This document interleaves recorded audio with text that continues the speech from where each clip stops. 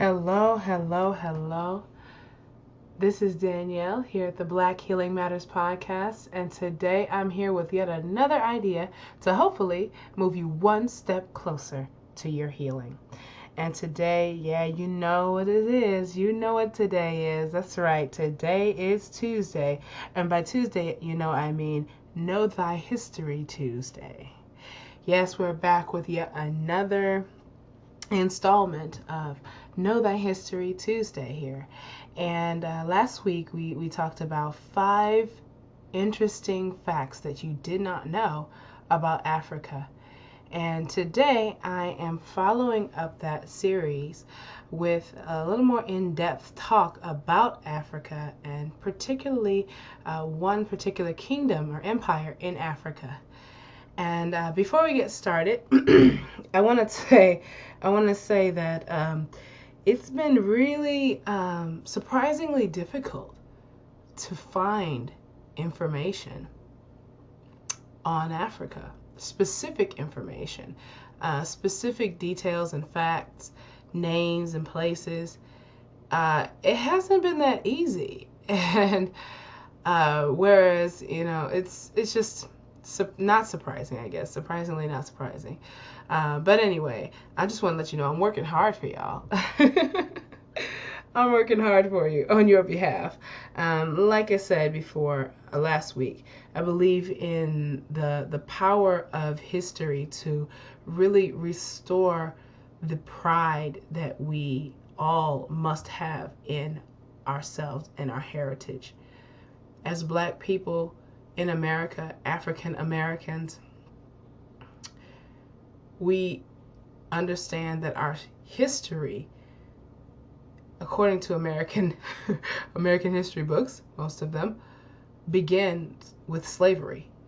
And that is not only erroneous, but it's detrimental to our people. Because again, how can we just see each other and see our history as slaves? If history is a window to the future as well as the past, then how can we just see ourselves as slaves and be able to rise as a people?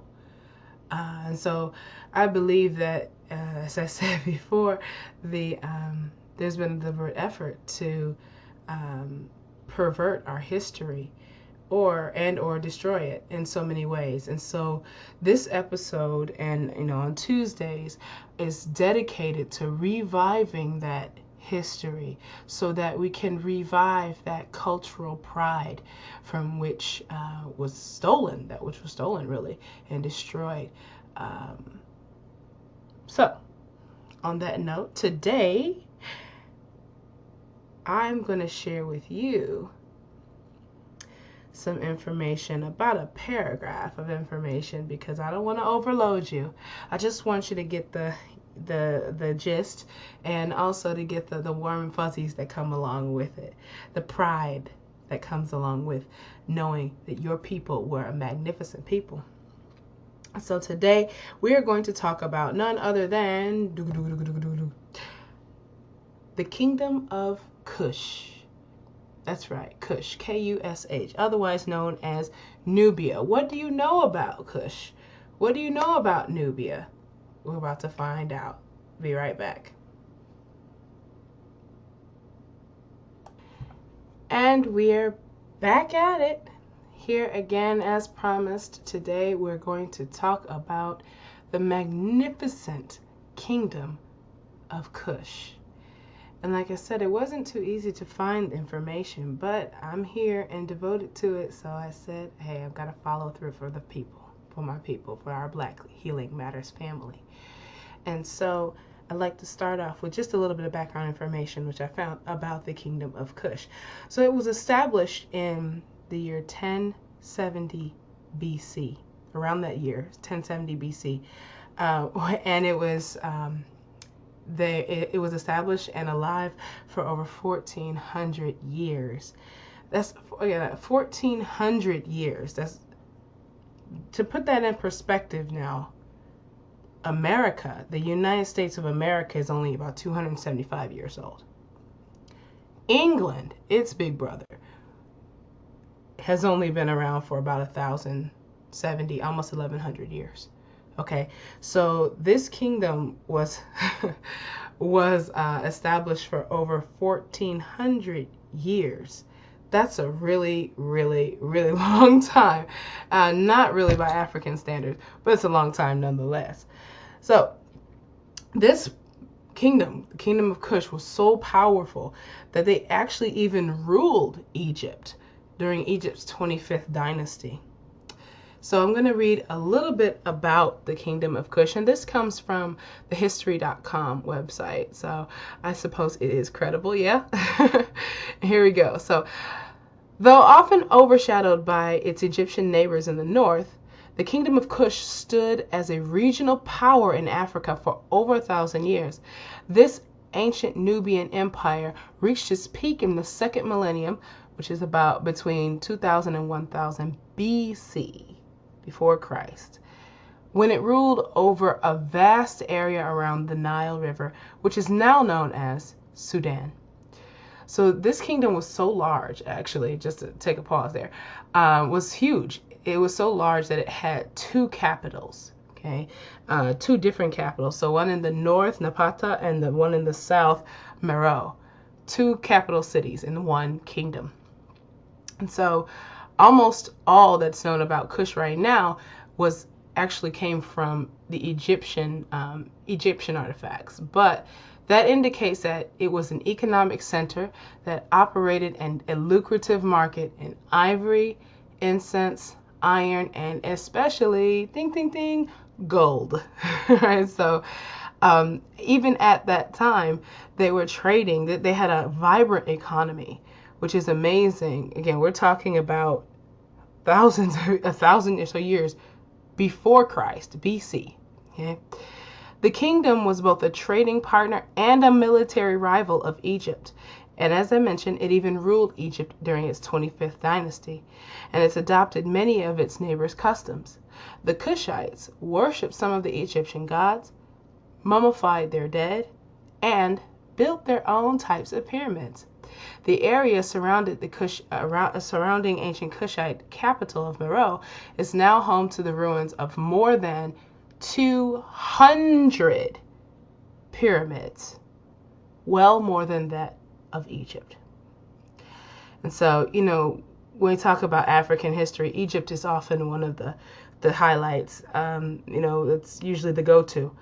But you don't hear too often about Kush, even though Kush actually reigned over Egypt, and they created more pyramids than Egypt. Interesting, yeah? So I'd like to close this out with just a few facts that I found additionally about Kush to just, again, give you some pride and understanding of the stock from which we came, okay? From which Africa bore.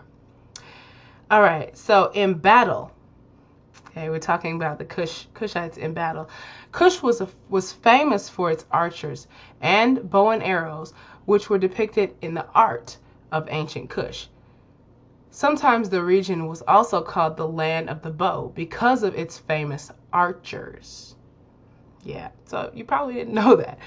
I didn't know that. That's one fact. Number two, did I say I'm going to give you 5? Okay, I'm going to give you 5. Number 2, one of the most famous leaders of Kush was King P. That's spelled P-I-Y-E, King P, who conquered Egypt and became the Pharaoh of Egypt. Number 3, most of the people of Kush were farmers.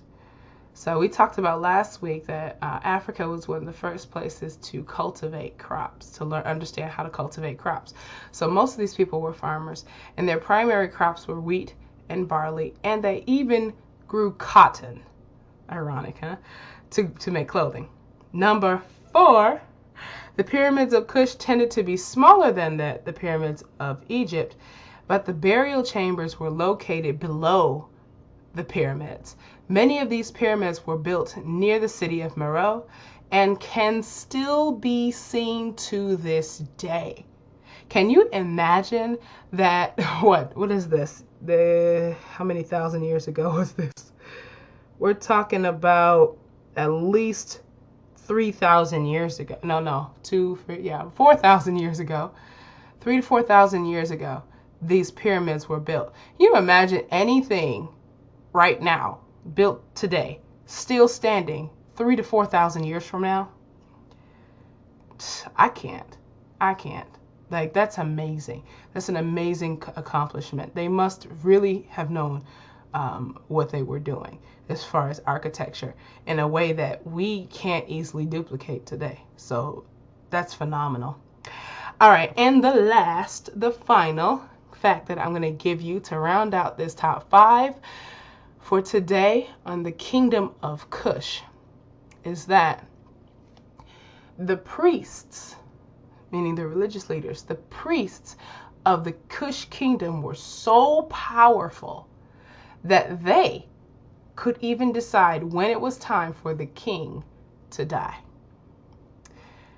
Interesting. I think the image of Africa is often that of an uncivilized, unruly place of ill education and, just all wrong. But a civilization, and that keyword civilization, that was so developed that they had these structural laws and rules in place. And I mean, it doesn't get much more civilized than that. And so, again, this is thousands of years before England was established, before America surely was established, that our ancestors in Africa were putting it down. Okay? Like they were living to the max. They were creating things that are still on this planet today. Right?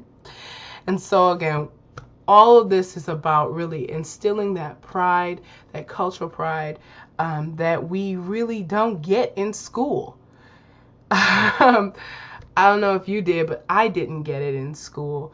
And, I think that is a ultimate blow to our pride, our group cultural identity as a people, and that must be changed. And I hope that you get the warm and fuzzies, the tinglies up and down your spine, that pride that you can stick your chest out and say, yeah, these are the people from which I came. This is the stock from which I was bred. Not just slavery. Right? And again, I don't want to be misconstrued that I'm not proud of my ancestors' survival. I am very proud and I'm thankful by way of my being, by way of my life. That's how I show it. But what I do with my life. But I think there's much more. No, I know there's much more to who we are. And we must be privy to that information. Just as every other culture knows their history, we got to know ours too. All right, people. On that note, I love you. Stay blessed. And as always, Black Healing Matters. Hi Daniela, this is Ebony from Ebony B, and I would just like to thank you for your kind words on my episode, The Waiting Woman, and for favoriting my station. It means a lot to me that you are with me on this journey. And thank you for sharing your wisdom with the Black community and the world on why Black healing matters. Keep up the great work, sis. Talk to you soon. Peace, love, and blessings. Hello, Danielle of Black Healing Matters. Yes, it does. And I want to just congratulate you on talking about the Kush Empire. Oh my goodness, it's so lovely to hear heritage and our African culture beyond just slaves and George Washington Carver and making peanuts out of anything, peanut butter, Air Force Ones and all that type of stuff. And Frederick Dulles and his haircut, that seems to be the most that people know about Black history, which is a big component of Black American history, but it is not the beginning. In a lot of ways, it was the end. It was the end of our culture, the end of our identity, the end of our heritage, the end of what made us more than just an item. Thank you for spreading the message. Hey, Dewan. I see you even said Black Healing Matters the same way that I do. You know I have love for you, Dewan, because you just bring it. You bring it real. And there's so much truth in what you just said. All I can say is preach. Preach. Because, unfortunately, there are so many Black people who also believe that our history is George Washington Carver and Frederick Douglass. They don't even really get a chance to know about the other really transformative historical figures in our history that really put it down, that really were about that life. And that's just American history, let alone, what came well before that. And that's why I do what I do. That's why every Tuesday is a very special day here at Black Healing Matters. And you are invited every Tuesday. And if you or anyone else listening has any ideas or any suggestions of empires or specific people or any specific African historical topic that you would like me to cover on this segment, Know Thy History Tuesdays, I am definitely open to your suggestions. I'll even do the research. You point the way, I'll hunt it down. Okay? Is that a good deal or what? So please keep it coming. I'm so thankful for your ear, for your heart. Again, I don't take that lightly. Appreciate you much, Dewan. I'm sorry, the one and only. As always, stay blessed and Black Healing Matters.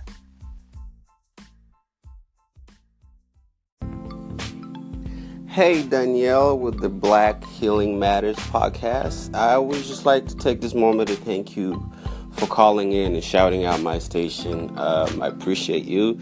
I love the stuff that you have going on in your station. I heard you call in on Perps B Mental Health, I hope I pronounced that right, podcast. And I just love your take on what she was sharing. And obviously your tone of voice too. I'm pretty sure you told that multiple times, but it's just soothing to me, and I love the content of the stuff that you talk about. So yeah, definitely love everything you got going on over there, and I will be listening and calling in more often. So this is just returning a shout out, and thank you for the love, and happy holidays and Merry Christmas, and hope everything is going great on your side.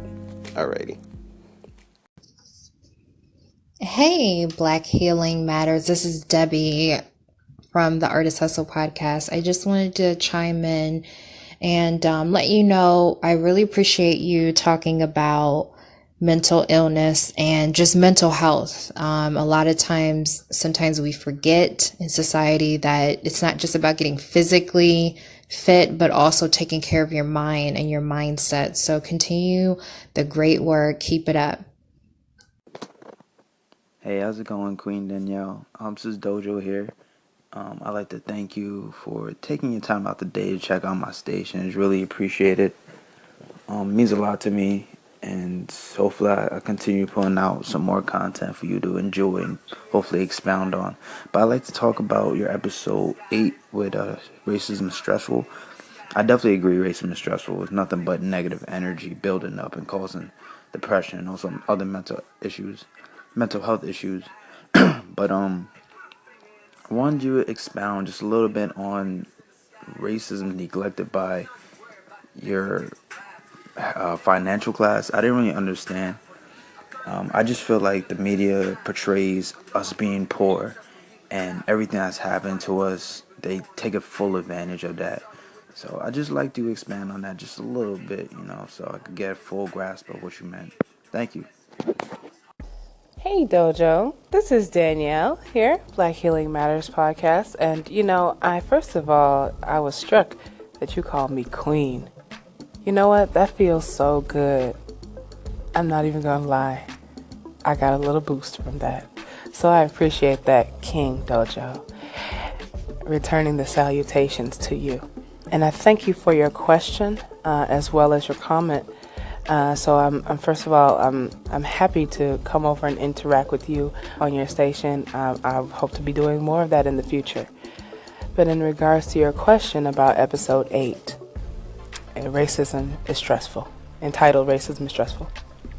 I think you're right, and I agree with you that oftentimes the media does portray black people as being poor, but especially with this, with the election of a black president, I've also seen this kind of counter current in the media. There's this kind of undercurrent narrative that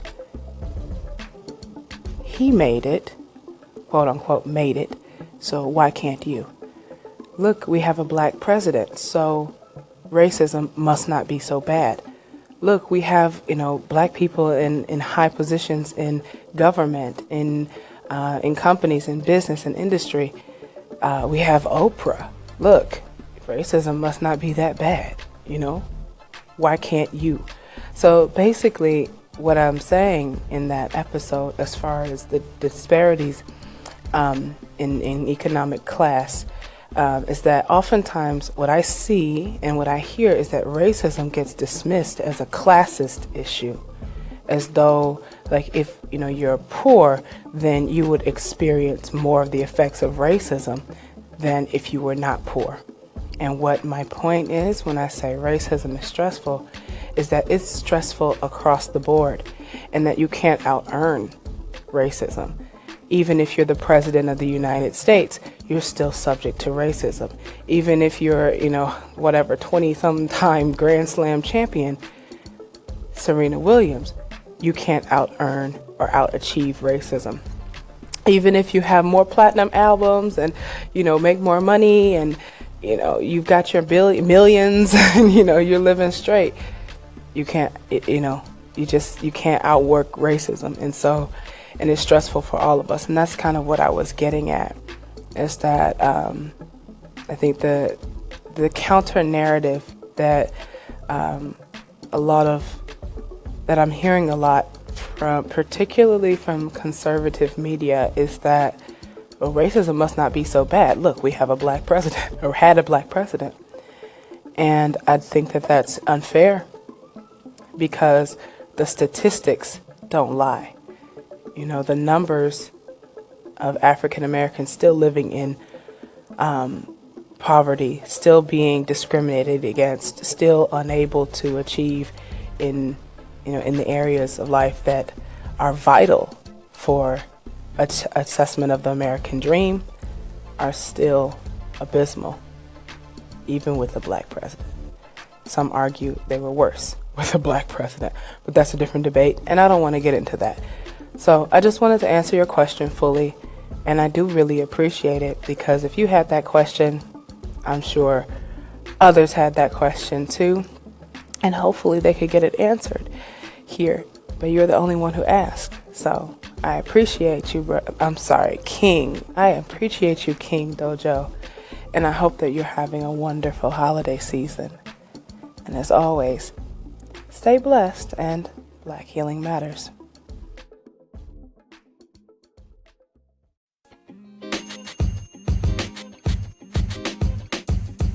The podcast you just heard was recorded with Anchor. If you want to make your own, download the Android or iOS app completely free from anchor.fm/podcast. That's anchor.fm/podcast.